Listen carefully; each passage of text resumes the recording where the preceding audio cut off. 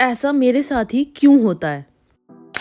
तो मैं जब ऐसे कुंभकर्ण की तरह नींद ले रही थी, मेरे पति ने आकर मेरी वीडियो बना ली और अपनी इस 10 साल की नींद से जागने के बाद मेरे पास पार्सल वाले भैया का कॉल आ जाता है कि नीचे एक पार्सल आया तो है। फोर्थ फ्लोर पे रहने की वजह से हमने रस्सी से इस बैग को बांध रखा है, तो जो भी कुछ सामान आता है हम इस बैग में खींच लेते हैं। और जब मैं बैग में से इस पार्सल को निकालती तो मुझे नहीं पता होता कि ये पार्सल मेरे लिए किसने भेजा तो बाकी कामों को होल्ड पे डालकर मैंने सोचा कि पहले इस पार्सल को अनबॉक्स ही कर लिया जाए, और अपनी बॉडी की सारी एनर्जी इस पार्सल को खोलने में लगाने के बाद भी ये पार्सल मुझसे नहीं खुला और बाद में मुझे पता चलता कि मैं पार्सल गलत तरीके से खोल रही थी। और फाइनली अपने घुटनों का दिमाग लगाने के बाद मैंने इस पार्सल को खोल लिया और इस जादुई पिटारे में से निकलती है एक परफ्यूम, और ये परफ्यूम मुझे एक ब्रांड ने भेजी होती है कोलैबोरेशन। और उसके बाद मेरे ब्रदर इन लॉ की बेटी हमारे घर पे आती है जिसका नाम है और इसके साथ मिलकर मैं बंदरों की तरह नाचने और खेलने लग जाती हूँ। फिर मैं करती हूँ चीला बनाने की तैयारी, और चीले के साथ साथ मैं अपनी चाय भी बनानी रख और देती चीला हूँ। बनाने की सारी सामग्री का घोल बनाने के बाद मैं इसके ऊपर डाल देती हूँ। पर मुझसे कोई काम आसानी से और सही हो जाए ऐसा तो कभी हो ही नहीं सकता, और इन टुकड़ों को देखकर मेरा ईगो बहुत ज्यादा हर्ट हो जाता है, तो मैं इन टुकड़ों को प्लेट पे डाल देती हूँ और सोचती हूँ कि एक और ट्राई जरूर किया जाए। और जब तक ये दूसरा चीला बन रहा है तो मैं अपनी भूख को शांत करने के लिए वहीं पे चरने लग जाती और हूँ। फाइनली इस दूसरे चीले को मैं सही से पलट देती हूँ। सही वाला चीला अपने पति को देने के बाद मैं आ जाती हूँ आरू का चीला और अपनी चाय लेके उसके वो पास। अलग बात है कि वो बिना टीवी या फोन देखे हुए कभी कुछ नहीं खाती, और आरू को चीला खिलाने का टास्क पूरा करके और अपनी चाय पीने के बाद मैं बोलती हूँ उसको बाय करने के लिए।